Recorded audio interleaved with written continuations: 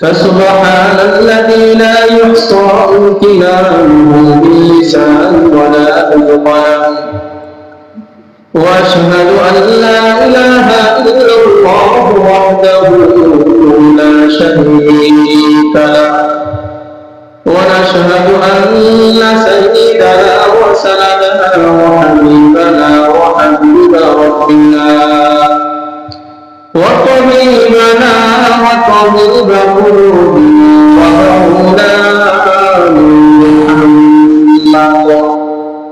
ومولانا محمدا عبده ورسوله صلى الله تعالى عليه وعلى آله وأصحابه وبارك وسلم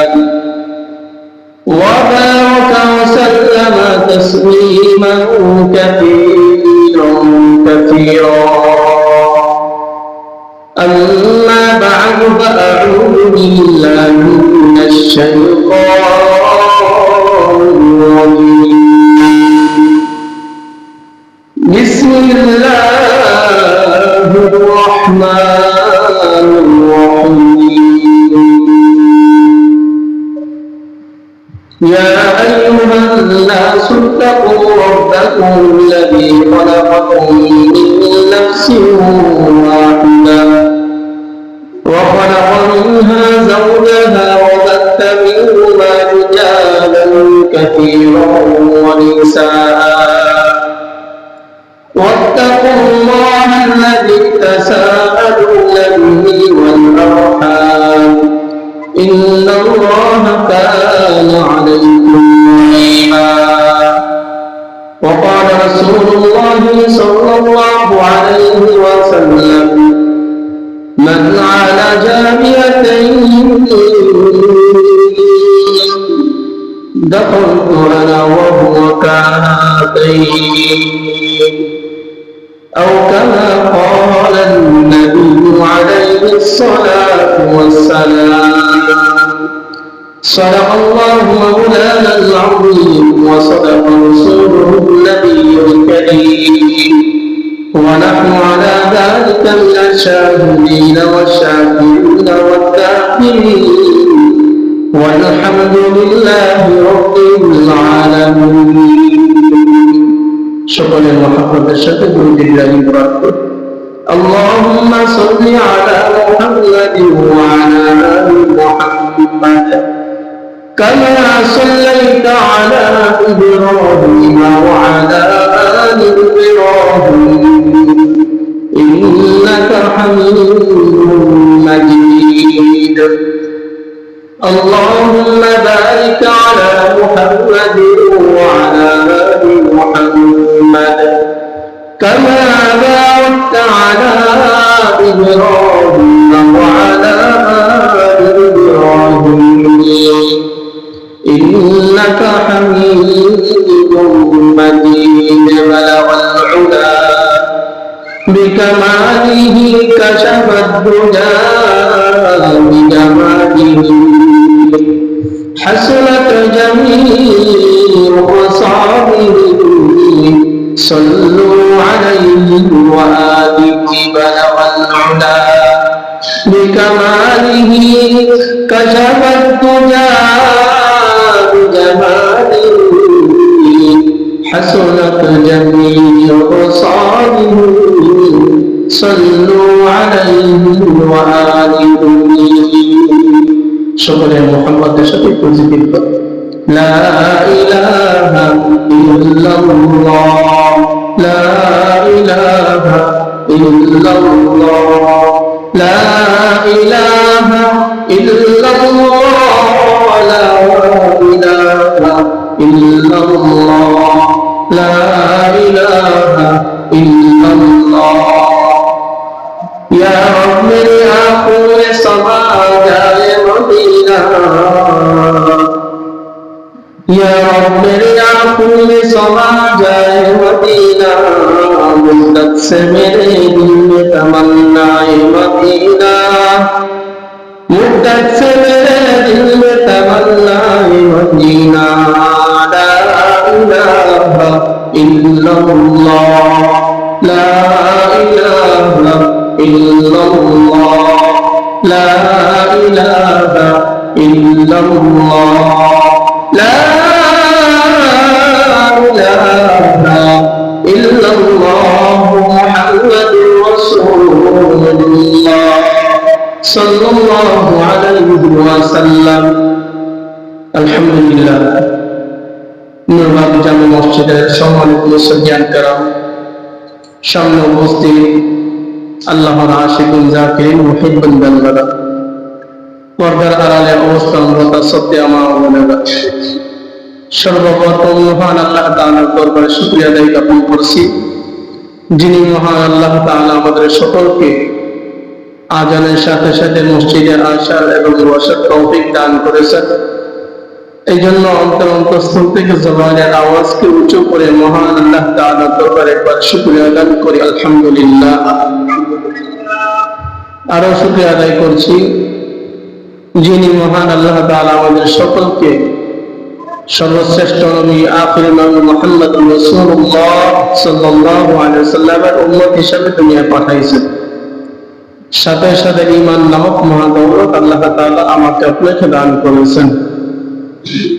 গত সপ্তাহে আপনাদের মাঝে আলোচনা করেছিলাম আল্লাহ তাআলা হযরত আদম আলাইহিস সালামকে নিজ হাতে বানাইছেন। কিভাবে বানাইছেন? মাটি দ্বারা। চারটি উপাদানের মাধ্যমে আল্লাহ তাআলা আদম আলাইহিস সালামকে বানাইছেন। এক উপাদান বলছিলাম মাটি। দলিল আল্লাহ তাআলা কোরআনের মধ্যে বলেন ইন্নামা তাআলা ঈসা ইনদাল্লাহি কামাতালি আদম। দুই নম্বর বলেছিলাম কাদামাটি। আল্লাহ তাআলা এই ব্যাপারে দলিল আনছেন ইন্না খলাকনাকুম মিন তিনিল লাযিব।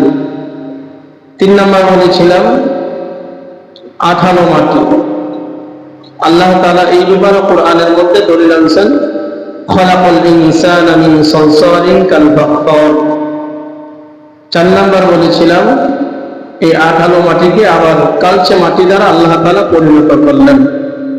এই ব্যাপারে আল্লাহ তাআলা কোরআনের মধ্যে দলিল এনেছেন। আল্লাহ তাআলা বলেন وَإِذْ قَالَ رَبُّكَ لِلْمَلَائِكَةِ إِنِّي خَالِقٌ بَشَرًا مِنْ صَلْصَالٍ مِنْ حَمَإٍ مَسْنُونٍ। এই চারটা উপাদান দ্বারা আল্লাহ তাআলা আদম আলাইহিস সালামকে বানাইছেন। আল্লাহ তাআলা এই চার উপাদানের চারটা দলিল দিয়েছেন। আল্লাহ তাআলা হযরত আদম আলাইহিস সালামকে বানানোর পর আদমের বাম পাজন থেকে একটা হাত নিয়ে মা হাওয়া আলাইহিস সালামকে বানাইছেন।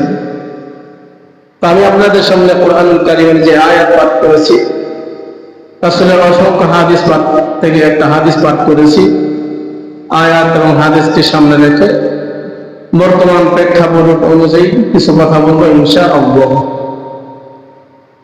যে আয়াতে কারিমা তেলাওয়াত করেছি ওই আয়াতে কারিমার মধ্যে আল্লাহ তাআলা বলেন ইয়া আইয়ুহান নাসু তাকু রাব্বাকুমুল্লাযী খালাকাকুম মিন নাফসিন ওয়াহিদা ওয়া খালাকা মিনহা যাওজাহা ওয়া বাথা মিনহুমা রিজালান কাসীরান ওয়া নিসাআ।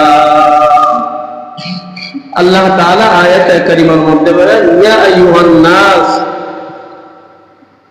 যদিও এখানে আল্লাহ তাআলা মক্কাবাসীদেরকে খেতাব করে বলেছেন, কিন্তু মুফাসসিরিন কেরামগণ বলেন না, এখানে শুধু মক্কাবাসী উদ্দেশ্য হবে না, কিয়ামত পর্যন্ত যত মানুষ আসবে আল্লাহ তাআলা সকল মানুষকে সম্বোধন করে বলেছেন ইয়া আইয়ুহান নাস ইত্তাকু রাব্বাকুমুল্লাযী খালাকাকুম মিন নাফসিন ওয়াহিদা। তোমরা ভয় করো ওই রবকে যিনি তোমাদেরকে সৃষ্টি করেছেন একটা নফস থেকে, অর্থাৎ আদম আলাইহিস সালাম থেকে। ওয়া খালাকা মিনহা যাওজাহা, এবং তার থেকে তার স্ত্রীকে আল্লাহ তাআলা সৃষ্টি করেছেন।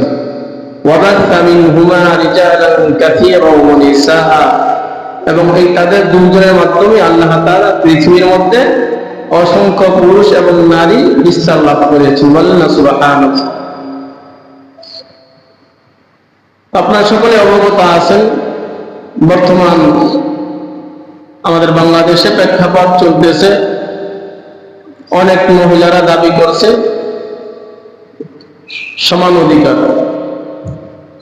তারা সমান অধিকার চায়।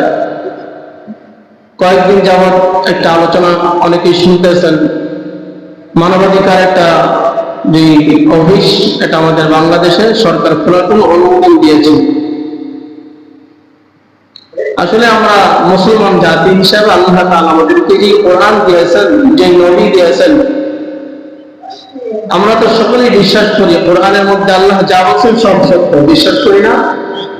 যে নবী দিয়েছেন এই নবীও তো সত্য নবী, এটা তো সবাই বিশ্বাস করি। আল্লাহ তাআলা কোরআন দিয়েছেন সত্য, নবী দিয়েছেন সত্য, সব কিছু দিয়েছেন সত্য। আল্লাহ তাআলা কোরআনের মধ্যে মানব জীবনের দুনিয়ার শুরু থেকে কিয়ামত পর্যন্ত যা কিছু ঘটবে, যা কিছু হবে, সব কে বলেছেন? যারা বলেন আল্লাহ। মানুষের অধিকার সম্পর্কে আল্লাহ তাআলা কোরআনের মধ্যে বলেছেন, আল্লাহ রাসূল হাদিসের মধ্যে বলেছেন। আল্লাহ কোরআনের অধিকার, রাসূলের হাদিসের অধিকার আমাদের বর্তমান কিছু নারী সমাজ তাদের ভালো লাগে না। আল্লাহ তাআলা কোরআনে যে বিধান দিয়েছেন, রাসূল হাদিসের মধ্যে যে বিধান সম্পর্কে বলেছেন, এই বিধানগুলো তাদের পছন্দ না।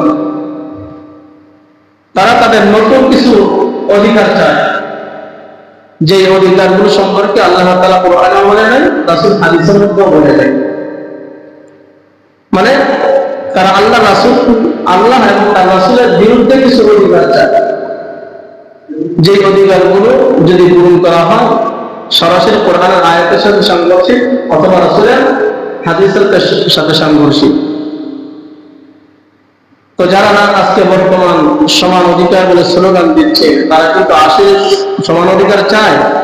যারা বলেন সমান অধিকার চায় না, তারা চায় মুসলিম জাতির মধ্যে একটা ফিতনা সৃষ্টি করতে, মুসলিম নারীদের সম্মান নষ্ট করতে। মুসলিম নারীদের সম্মান কিভাবে নষ্ট করা যায়, কিভাবে মুসলিম নারীদের ইজ্জত নষ্ট করা যায়, আজকে মুসলিম হিসেবে কিছু নারী তারা মুসলমান দাবি করে মুসলমান নারীদের সম্মান নষ্ট করতে চাইতেছে। এই হলো তাদের মূল উদ্দেশ্য। আল্লাহ তাআলা তো শুধু নারীর অধিকার না, মানব জাতি, পুরুষ সকলের অধিকার আল্লাহ তাআলা তাদের জন্মের আগে থেকে ঠিক করে রেখেছে। আজকে যারা না অধিকার চাইতেছে, আল্লাহ তাআলা জন্মের আগেই তাদের অধিকার দিয়েছে, কিন্তু না, তারা জন্মের পরে তারা অধিকার চাইতেছে। এটা বোকামি ছাড়া আর কিছু? বলেন। আল্লাহ তাআলা তাদের অধিকার আগেই দিয়েছেন, কিন্তু জন্মের পরে তারা তাদের অধিকার চাইতেছে। আল্লাহ তাআলা নারীদেরকে কত সম্মান দিয়েছেন। নারী জাতি আল্লাহ তাআলার কাছে একটা সম্মানিত জাতি,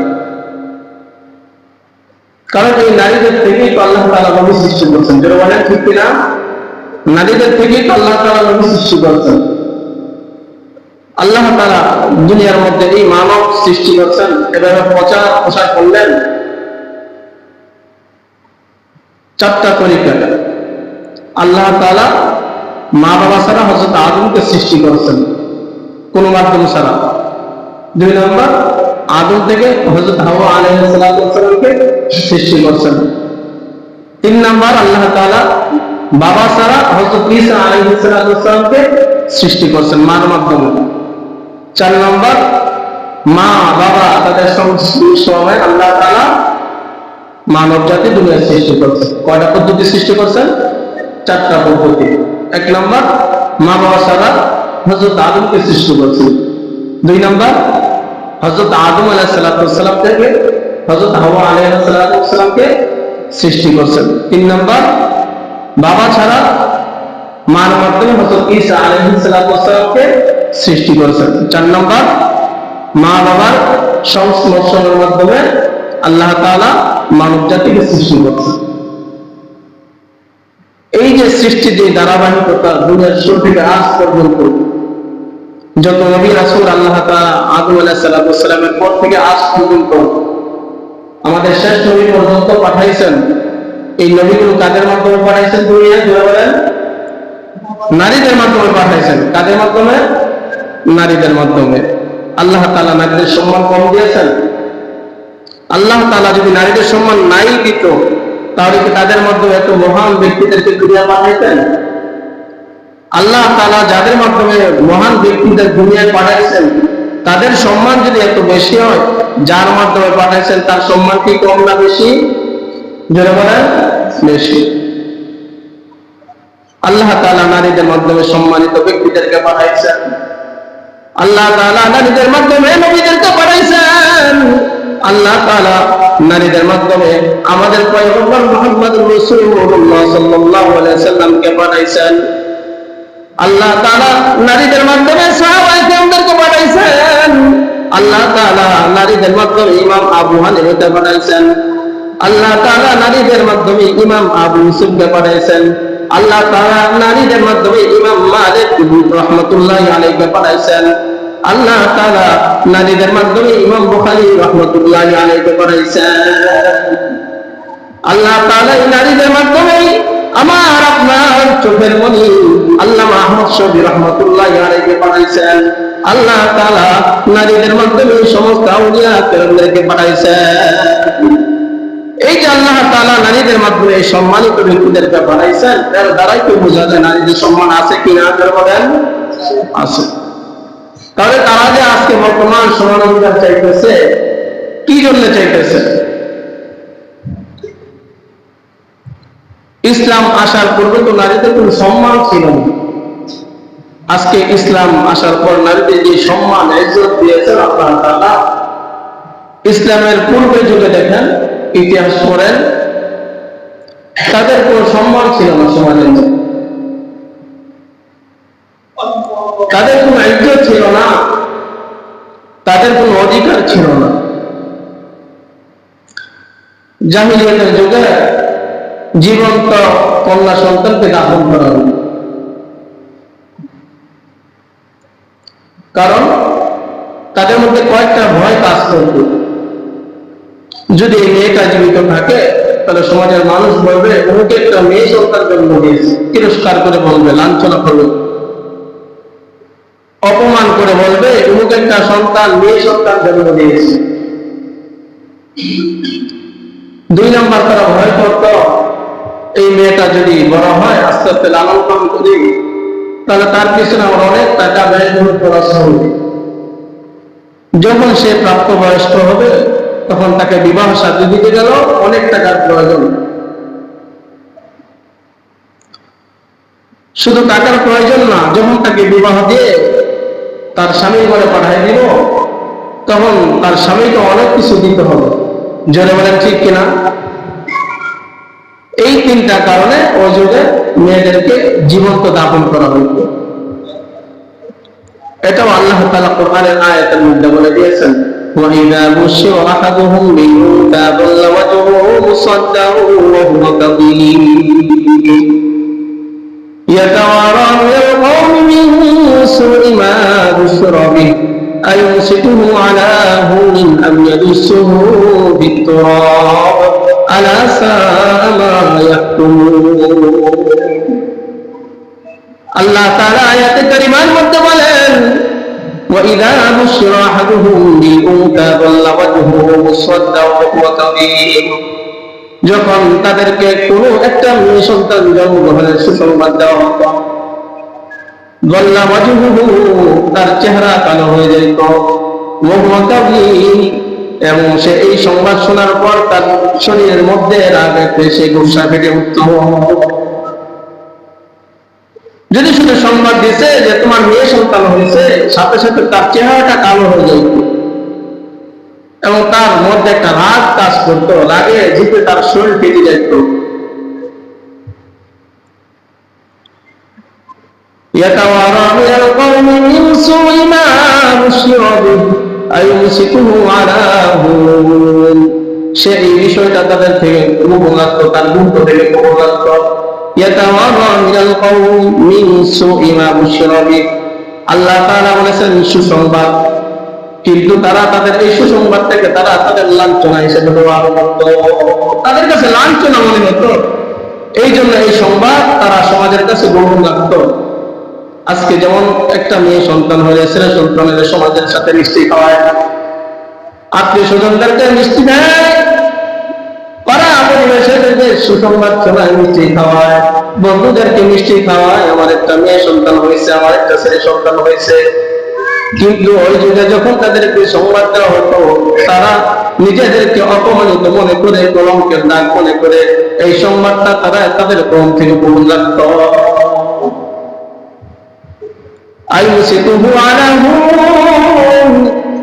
তারা চিন্তা করত, যদি এই মেয়েটাকে আমি রাখি তাহলে লাঞ্ছনার সাথে আমাকে রাখতে হবে, আমি অন্যথায় তাকে জীবন্ত দাফন করে দেওয়া হবে।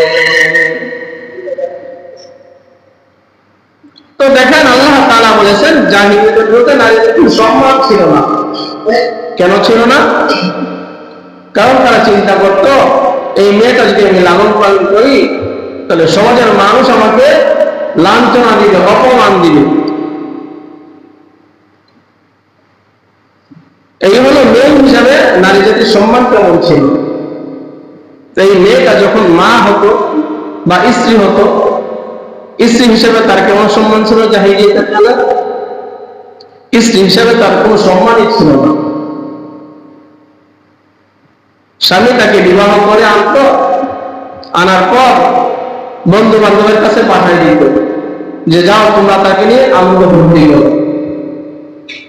অনেক সময় সমাজের মধ্যে ওইরকম নাটক শক্তিবান কিছু পুরুষ থাকতো, এদের কাছে পাঠিয়ে দিত, যাও অমুকের সাথে তুমি মেলামেশা করো। কারণ সে চিন্তা করতো তার সাথে মেলামেশা করার কারণে হয়তো তার মতো একটা সন্তান আমার হতে পারে, নাউজুবিল্লাহ। এই হলো জাহিলিয়াতের যুগে। আজকে কি এমন সমাজ আছে আমি আপনি কি আপনার স্ত্রী দিবেন, অন্যের সাথে থাকতে দিবেন? দিবেন না। এই হলো ইসলাম এবং জাহিলিয়াতের যুগের সাথে পার্থক্য। শুধু তাই নয়, মহিলাদের যে ভরণ পোষণ, এই ভরণ পোষণও দিত না। আজকে তো মুসলমান একটা বিবাহ করলে তাকে একটা মোহর ধার্য করে, তাকে মোহর দেয়, কিন্তু জাহিলিয়াতের যুগে তাকে কোনো মোহর দেওয়া হতো না।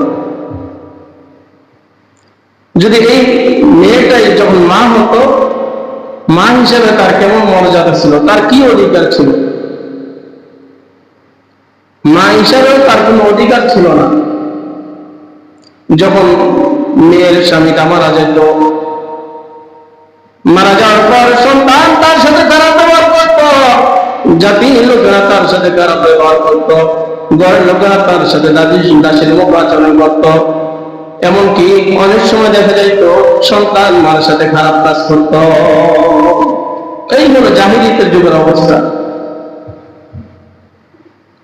হাদিসের মধ্যে আসছে পয়গম্বর আরবি সাল্লাল্লাহু আলাইহি ওয়াসাল্লামের কাছে দাহিয়াতুল কলবি নামে এক সাহাবী আসলো, এসে পয়গম্বরের কাছে বলতেছে, ইয়া রাসূলুল্লাহ আল ইসলামু ইয়ানহাদিমু মা ক্বাবলাহু।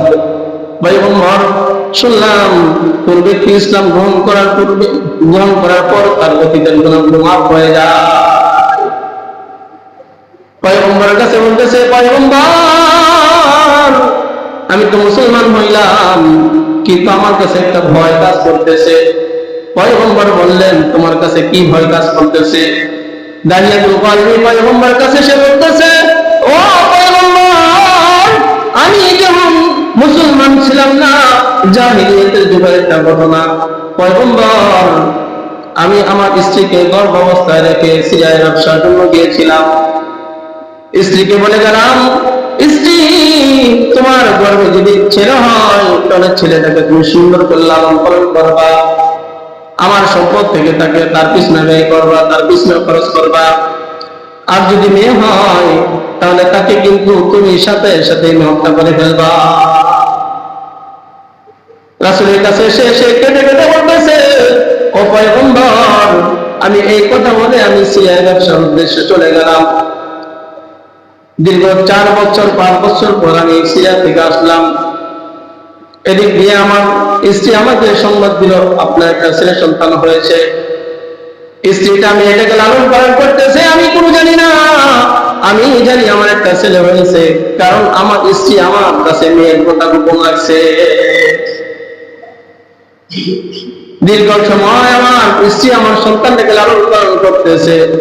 একদিন, 2 দিন, 3 দিন যায়, আমার মেয়ে আমার স্ত্রীর কাছে বারবার এসে বলে, মা, ওই যে মক্কার লোকেরা তাদের সন্তানদেরকে এসে কত আদর করে চুমু দেয়, মাঠে খেলাধুলা করে, তাদের বাবা এসে তাদেরকে আদর করে তাদেরকে মাঠ থেকে নিয়ে যায়। মা, আমার বাবাকে আমি কেন দেখি না? ওই মেয়েটা বারবার মারতেছে এই কথা বলে। মা বলে, ও মা, তোমার বাবা ব্যবসার উদ্দেশ্যে সিরিয়া গিয়েছে। মেয়ে বলতেছে, মা কোন দিক দিয়ে আমার বাবা গিয়েছে? মা বলতেছে, তোমার বাবা এই রাস্তা দিয়ে সিরিয়া গিয়েছে, আবার যখন সিরিয়া থেকে আসবে তখন এই রাস্তা দিয়ে আসবে। এই কথা শোনার পর প্রতিদিন মেয়ে ওই রাস্তার দিকে তাকায় তাকায় থাকে। এবার যখন দীর্ঘ 4 বছর অতিবাহিত হয়, দাহিয়াতুল কলবি বাড়িতে আসে। আসার পর স্ত্রীকে বলতেছে, আমার ছেলে কোথায়? স্ত্রী তো চিন্তা করতেছে, আমার স্বামী হয়তো আমার মেয়েটাকে দেখে তার মধ্যে একটা মায়া চলে আসবে, কারণ মেয়েটা খুব সুন্দর ছিল, তার নামটা হচ্ছে জামিলা। মা তো একটা সন্তান জন্মগ্রহণ হয়েছে, মার মনে এত সুন্দর ফুটফুটে একটা চেহারা দেখে আত্মাটা এমন সত্য হলো না যে মেয়েটাকে হত্যা করে দিলি। তো মা চিন্তা করলো, এত সুন্দর ফুটফুটে একটা মেয়ে হয়েছে, আমার যেরকম তার প্রতি একটা ভালোবাসা মায়া সৃষ্টি হয়েছে, হয়তো আমার স্বামীরও তার প্রতি একটা মায়া হবে, একটা ভালোবাসা সৃষ্টি হবে। এই জন্য সে তাকে হত্যা করবো না, রেখে দিল। তো স্বামী যখন বাড়িতে আসলো, আসার পর স্ত্রীকে বলতেছে, স্ত্রী, আমার ছেলে কোথায়? তখন স্ত্রী স্বামীকে বলল, আমি আপনার ছেলেকে নিয়ে আসতেছি। ওদিক দিয়ে মা পাশের রুমে গিয়ে মেয়েকে বলল যে, তুমি আগে তোমার বাবার কাছে গিয়ে জোড়া জোরে তোমার বাবার কপালে ঠোঁটে চুমু দিবা, কপালে চুমু দিবা। চিন্তা করলো, যদি মেয়ে বাবার সাথে গিয়ে এই আচরণ গুলো দেখায়, বাবা হয়তো মনটা নরম হবে, এই নরম হয়ে হয়তো আমার মেয়েটাকে রেখে দিন। এই জন্য দেখবেন অনেক ক্ষেত্রে ছেলের চেয়ে মেয়ের ভালোবাসা বাবার প্রতি বেশি,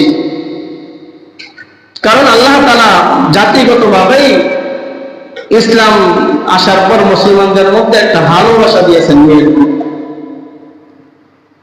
যে ভালোবাসা দেওয়ার কারণে প্রত্যেকটা বাবার মেয়ের প্রতি একটু দুর্বল থাকে, ছেলের তুলনায় মেয়েকে একটু ভালোবেসে বাসে, ঠিক না? দেখবেন অনেক সময় মেয়েরা বাবাকে বেশি ভালোবাসে। তো বাবার কাছে মেয়েটা এসে বাবার গালে চুমু দিল, কপালে চুমু দিল, চুমে চুমু দিল। চুমু দেওয়ার পর বলতেছে, বাবা তুমি এতদিন কোথায় ছিলা? তো দাহিয়াতুল কলবির মনটা একটু নরম হলো না, সে তার দিলটা এত শক্ত হইল, সে সাথে সাথে প্রকাশ করলো না স্ত্রীর কাছে। সে তার ভিতরে ক্ষমতা রাইখা স্ত্রীকে বলতেছে, আমার মেয়েটাকে সাজায় দাও, আমি তাকে নিয়ে একটু বেড়াইতে যাব। তো জামিলাকে সাজায় দিল, বাবা নিয়ে চললো। আস্তে আস্তে যাইতে অনেক দূর এগিয়ে গেল, মরুভূমির কাছে গেল।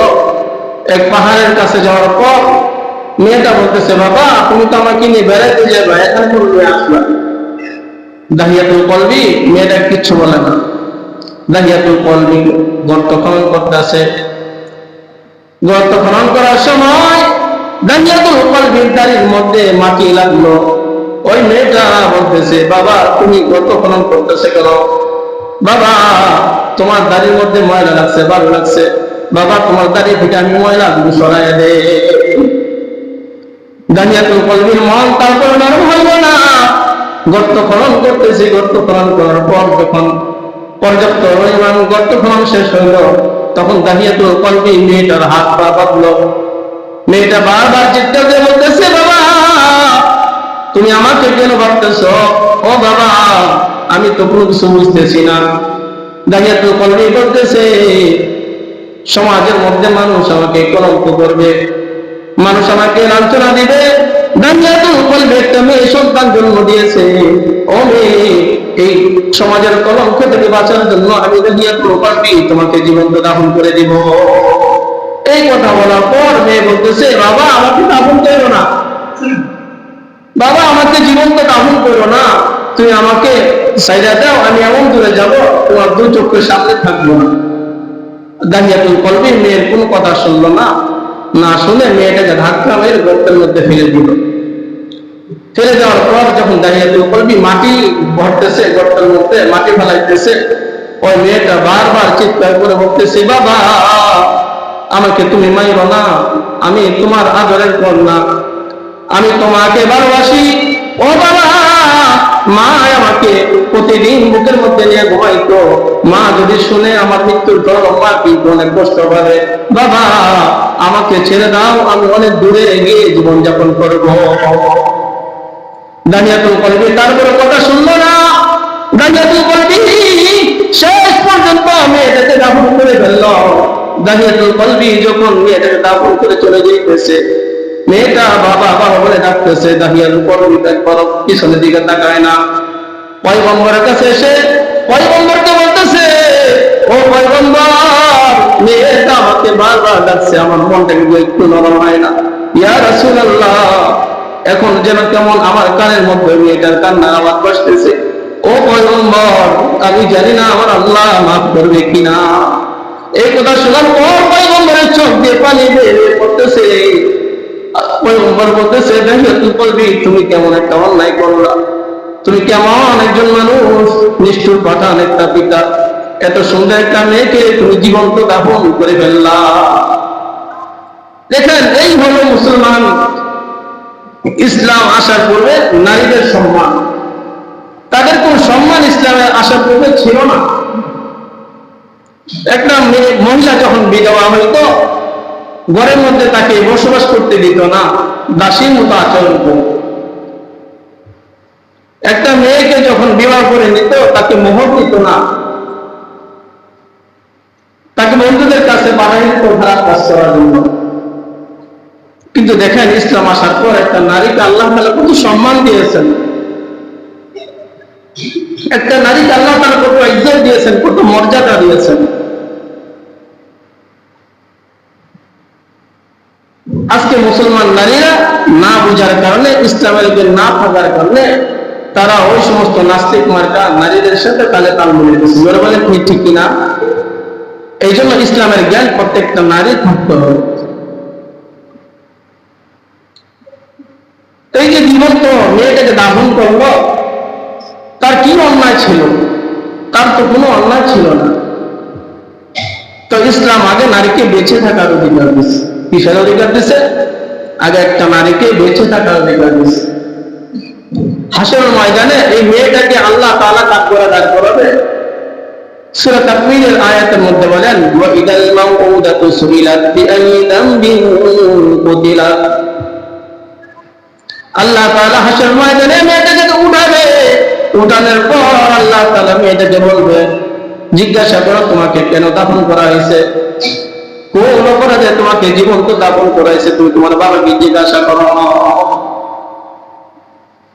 এই যে আল্লাহ তাআলা কোরআনের মধ্যে এই আয়াতটা নাযিল করলেন, এই আয়াতটা নাযিল করে কেমন যেন দুনিয়ার সমস্ত মানুষকে একটা ধমক দিয়েছেন, একটা খুনকে কাঠ করে দাঁড় করাইছেন। অনেক সময় আমরা ঠেক দিই না, জাহিস আমাদের বাড়ির বিদ্যা বলি না অনেক সময়। তো আল্লাহ তাআলা কেমন যেন ঠেক দিয়েছেন, এই শোনো, জাহিলিয়াতের যুগে নারীদেরকে জীবন্ত দাফন করতো, আমি কিন্তু অবশ্যই একদিন কাঠ করে দাঁড় করাবো। কোন অপরাধে তুমি তাকে হত্যা করলো? তুমি কোন ভয়ে তাকে হত্যা করলা? আমি তো আল্লাহ তাআলা তার রিজিক দিয়ে তাকে দুনিয়ায় পাঠাইছি। আল্লাহ তাআলা কোরআনের আরেক আয়াতে বলেন, লা তাকতুলু আওলাদাকুম খাশিয়াতা মিন ইমলাক নাহনু নারযুকুকুম ওয়া ইয়্যাহুম ইন্না ক্বাতলাহুম কানা খিতওয়ান কাবীরা। লা তাকতুলু আওলাদাকুম খাশিয়াতা ইমলাক, আল্লাহ তাআলা বলতেছে তোমরা তোমাদের সন্তানদেরকে রিজিকের ভয়ে হত্যা করো না। তাদের রিজিকটা আমি আল্লাহ তাআলা দেই, তো তোমরা কেন তাদেরকে রিজিকের ভয়ে হত্যা করো? তো আল্লাহ তাআলা দেখেন একটা নারীকে বেঁচে থাকার অধিকার দিয়েছে। শুধু বেঁচে থাকার অধিকার দিয়েছে তাই না, তার দুনিয়ায় থাকা অবস্থায় তার কি দরকার, তার যা কিছু দরকার আল্লাহ তাআলা সবকিছুর ব্যবস্থা করে দিয়েছে। একটা সন্তান যখন, মেয়ে সন্তান যখন নিয়ে আসার পর মা বাবার দায়িত্ব কতদিন থাকে? যতদিন এই মেয়েটা প্রাপ্তবয়স্ক না হবে, বিবাহ না দিবে, ততদিন পর্যন্ত তার ভরণ পোষণের দায়িত্ব কার উপরে? বলেন মা বাবার উপরে। মেয়েটাকে প্রাপ্তবয়স্ক হওয়ার পর বিবাহ দেওয়ার আগ পর্যন্ত বাবা তাকে লালন পালন করবে। এই মেয়েটা যখন বিবাহ হওয়ার পরে স্বামীর ঘরে চলে যায়, তখন ওই স্বামীর দায়িত্ব কতদিন পর্যন্ত? যতদিন পর্যন্ত সেই মহিলাটাকে, সে তার স্ত্রীকে তালাক না দিবে। বরঞ্চ তালাক দেওয়ার পরও নির্দিষ্ট কিছু দিন আছে, নির্দিষ্ট কিছু সময় পর্যন্ত তাকে ভরণ পোষণ দিতে হয়। তো যখন স্বামী তালাক দিয়ে ছেড়ে দেয়, ছেড়ে দেওয়ার পর আবার এর দায়িত্ব কার উপরে আসে? যেন বলেন বাবার উপরে।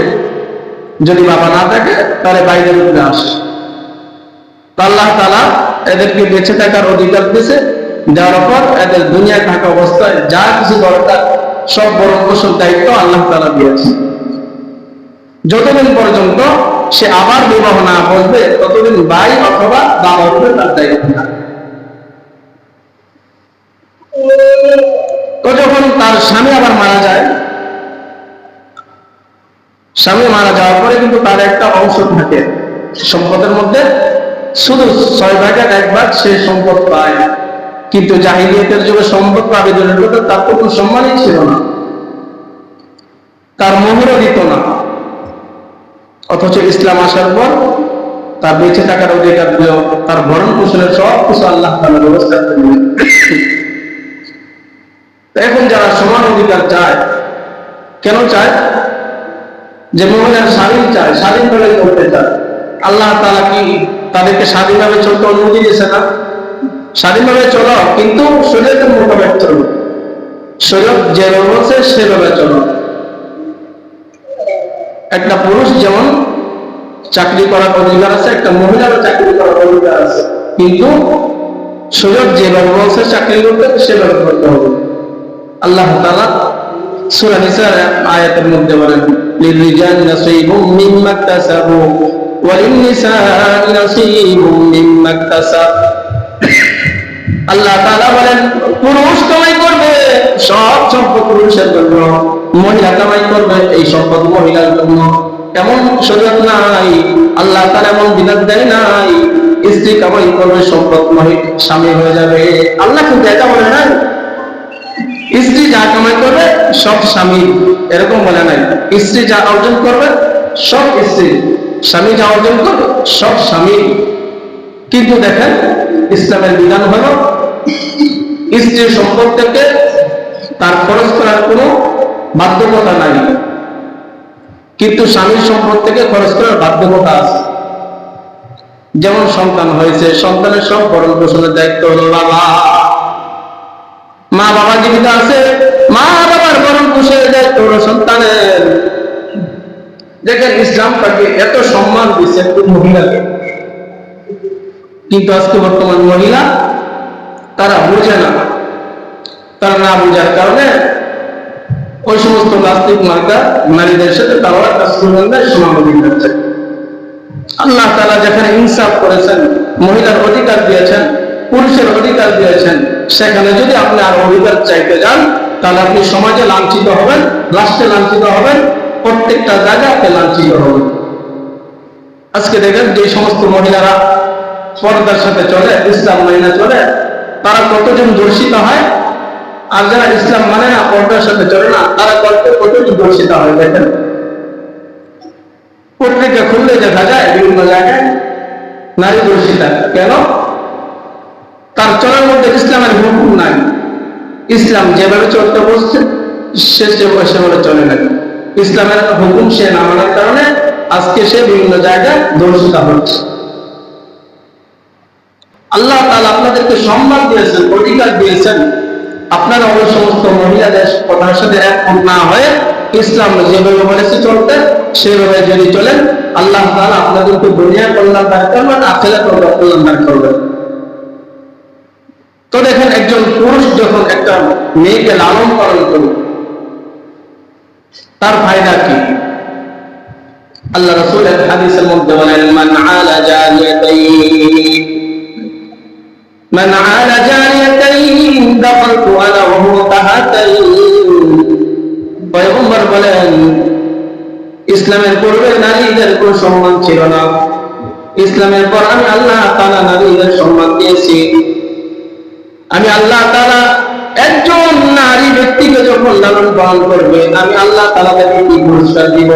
পয়গম্বর আরবি সাল্লাল্লাহু আলাইহি ওয়াসাল্লাম বলেন, যে ব্যক্তি তার দুইটা মেয়ে হয়েছে লালন পালন করছে, উত্তম পদ্ধতিতে তার লালন পালন করছে, শরীয়ত যেভাবে বলেছে, দিন যেভাবে বলেছে তাকে ওইভাবে লালন পালন করছে, লালন পালন করার পর তাকে দ্বীনের শিক্ষা দান করছে, দ্বীনের শিক্ষা দান করার পর একজন দ্বীনদার ছেলের কাছে তাকে বিবাহ দিয়েছে। আল্লাহ রাসূল সাল্লাল্লাহু আলাইহি ওয়াসাল্লাম বলেন, কোন ব্যক্তি যদি এই কাজটা করে, আমি পয়গম্বর ঘোষণা দিলাম, আমি পয়গম্বর এবং ওই ব্যক্তি দুইজনে জান্নাতের মধ্যে এভাবে বসবাস করব। আল্লাহ রাসূল সাল্লাল্লাহু আলাইহি ওয়াসাল্লাম দুই আঙ্গুল এভাবে দেখাইছে, মানে পাশাপাশি বসবাস করব।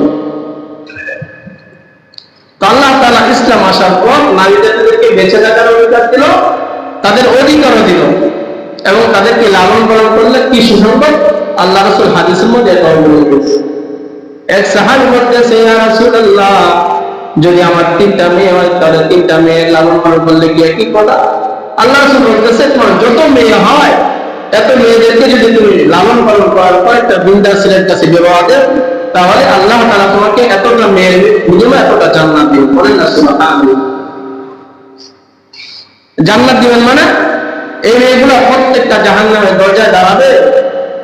আল্লাহ, আমার মা বাবা তো আমাকে দুনিয়া অনেক লালন পালন করছে, কষ্ট করে দ্বীনের শিক্ষায় শিক্ষিত করে একজন দ্বীনদার ছেলের কাছে আমাকে বিবাহ দিয়েছে। বিবাহ দেওয়ার পর আমি ইসলামের বিধিবিধান খুব সঠিকভাবে পালন করতে পারছি। আয় আল্লাহ, আজকে আমার মা বাবাকে জাহান্নামে দিবেন না, এটা হবে না। আমার মা বাবাকে আমি জান্নাতে নিয়ে পরে আমি জান্নাতে প্রবেশ করব। তো আল্লাহ তাআলা আমাদের সকলকে আল্লাহ রাসূল সাল্লাল্লাহু আলাইহি সাল্লাম যে সুসংবাদ দিয়েছেন, আমরা যেন ওই সুসংবাদের অধিকারী হতে পারি। সকলে বলেন আমিন। ওয়া আখিরু দাওয়ানা আলহামদুলিল্লাহি রাব্বিল আলামিন। যারা সুন্নাত মানেন নাই